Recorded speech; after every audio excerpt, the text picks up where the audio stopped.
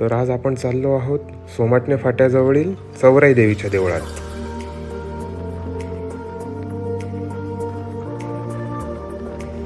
आपण आता कोथरूड, हिंजवडी, देहू रोड आणि सोमाटणे फाटा असा प्रवास करूयात.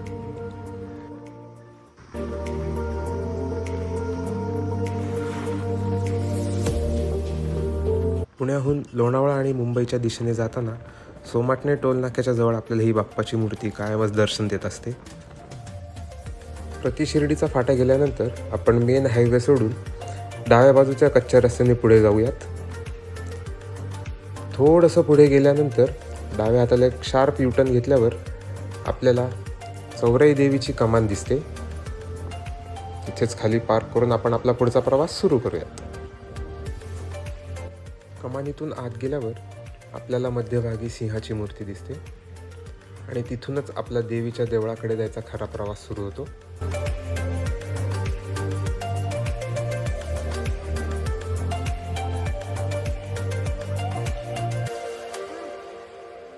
रस्ता विचारतच आम्ही पुढे निघालो.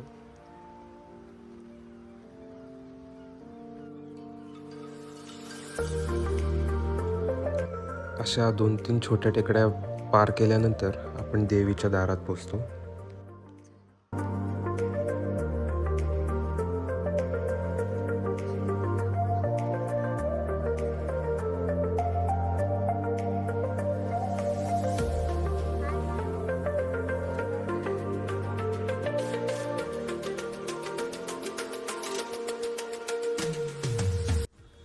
आत्ता उजाड आणि ओसाड दिसणाऱ्या टेकड्या पावसाळ्यात हिरवाईने नटलेल्या असतात. सगळीकडे हिरवळच हिरवळ असते. तुम्हाला पावसाळ्यातलं सौंदर्य दाखवायला आम्ही नक्कीच परत येणार.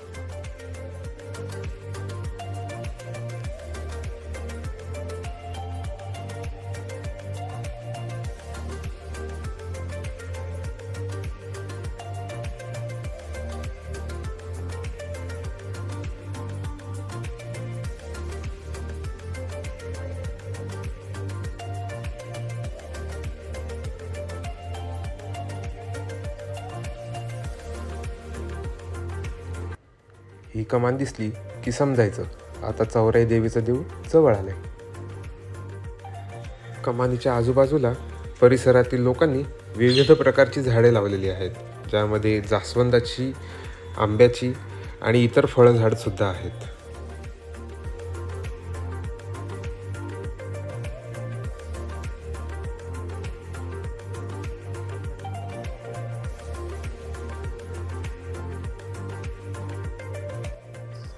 इथल्या झाडांसाठी ड्रिप इरिगेशनचा वापर करण्यात आलेला आहे, जेणेकरून झाडांना पाणी मिळेल.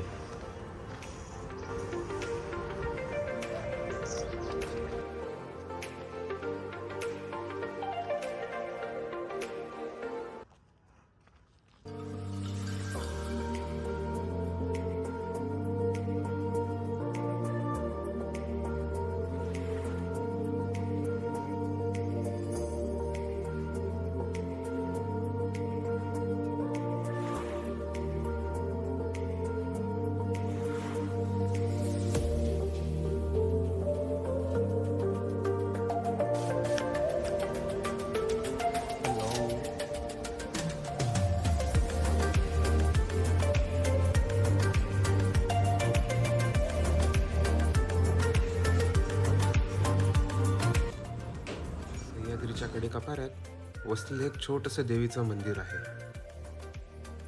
देवळाचे पुजारी व गावकरी देवळाची देखभाल करत असतात. देवळाच्या परिसरातून असा सुंदर निसर्ग आपल्याला पाहायला मिळतो. आम्ही गेलो तेव्हा पुजाऱ्यांची आरतीची तयारी चालू झाली होती. सकाळी 7, दुपारी 12 आणि सायंकाळी 6 वाजता देवीची आरती होते.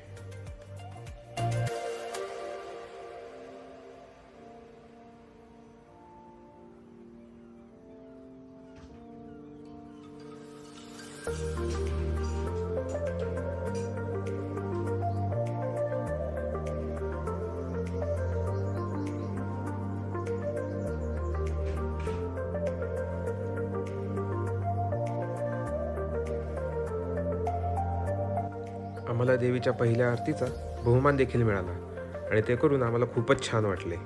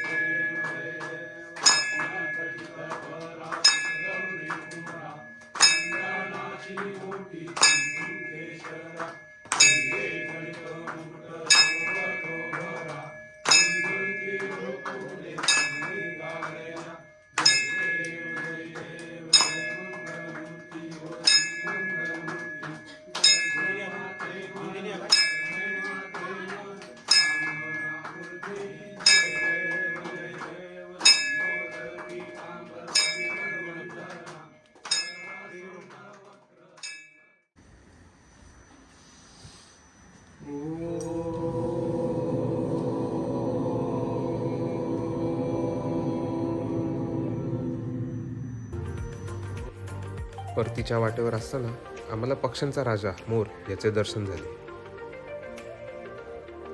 तर असा आमचा सुंदर प्रवास आम्ही कॅमेऱ्यात कैद करण्याचा प्रयत्न केलेला आहे. आवडला तर नक्की लाईक, सबस्क्राईब आणि शेअर करा. थँक्यू.